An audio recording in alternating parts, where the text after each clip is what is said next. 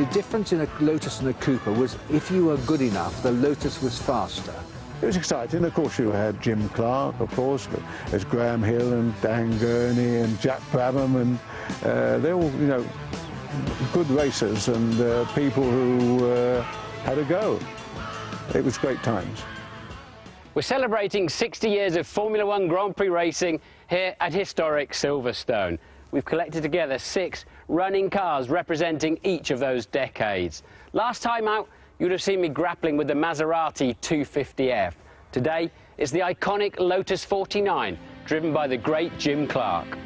A classic and pure era of Formula One. Legendary world-class drivers head-to-head in these fragile machines. Racing in traditional colours, just before sponsors' logos would dominate forevermore. The British Grand Prix draws enormous crowds. Clark and Hill are in pole position again on the grid, with Brabham and a further 18 cars lined up behind.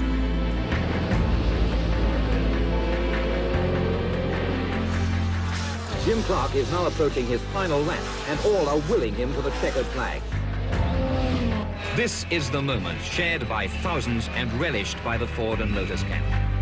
There's something special about going to Silverstone and knowing that you're heroes, and then you see up on the wall somewhere, you see the pictures of the Mosses and the Brookses and the Fangios and those names and James Hunts up on the walls. I think it's just, you know, it's fabulous to come here and just sort of engulf yourself in that atmosphere. Okay, we're leaving the pit lane in this 1967 Lotus 49, a car that won its first ever Grand Prix with the amazing Jim Clark at the wheel. It feels so small. It feels like I'm on a motorbike actually, as if there's nothing in front of me really.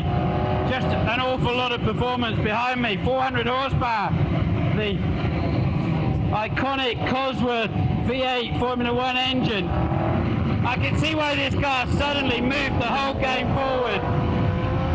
It's so much lighter and more nimble than the Maserati of the late 50s, for example.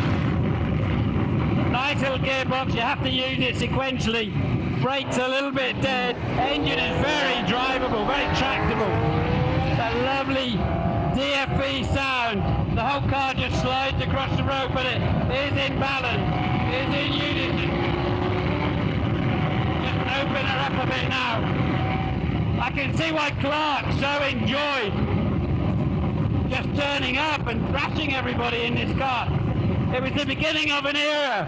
Jim Clark, Colin Chapman, Keith Duckworth, Cosworth, and they just dominated for many, many years with this kind of rear-engine layout. I'm sitting in a bathtub of fuel. My knees are jammed up against the bulkhead.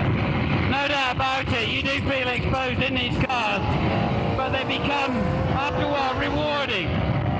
Now I'm wearing seatbelts today when this car first won the Zandvoort Formula One Grand Prix on its debut in 1967.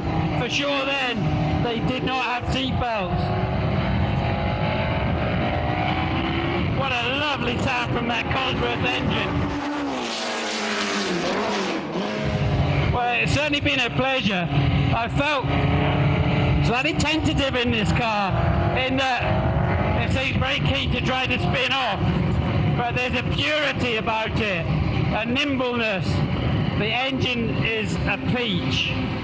This is the first time we've been able to coordinate the build of an engine and a chassis together and design each one to suit the other. And with the sort of weight and simplicity and power that keeps coming up, I think we're going to have a fabulous motor car. Days later, I finally understood what unnerved me about driving this car. The engine was simply 10 years ahead of the chassis.